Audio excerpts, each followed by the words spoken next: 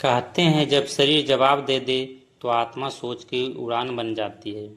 आज की कहानी ऐसे इंसान की है जिसने अपनी आवाज़ खो दी, चलने की ताकत खो दी, लेकिन ब्रह्मांड को बोलने पर मजबूर कर दिया।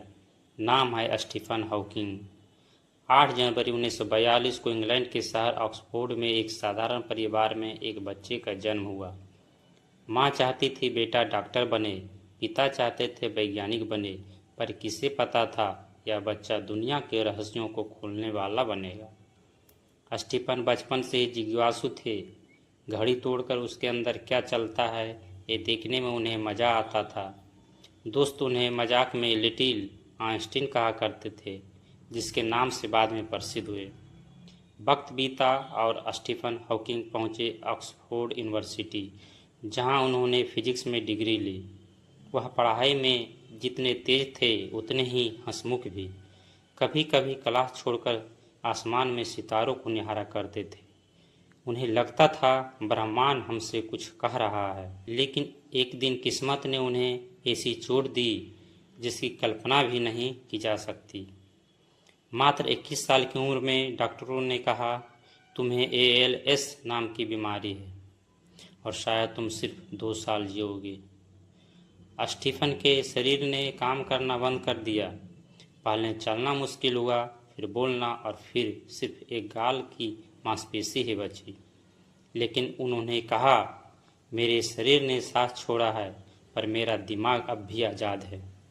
स्टीफन ने कंप्यूटर और स्पीच मशीन के जरिए बोलना सीखा। अब उनका हर शब्द एक रोबोटिक आवाज़ से निकलता था, पर उन आवाज़ों में ब्रह्मांड की गूंज थी। उन्होंने ब्लैक होल्स पर रिसर्च की, जहां सब कुछ निगल लिया जाता है, लेकिन उन्होंने बताया वहां से ऊर्जा भी निकलती है, यानी कुछ भी पूरी तरह ख़त्म नहीं होता।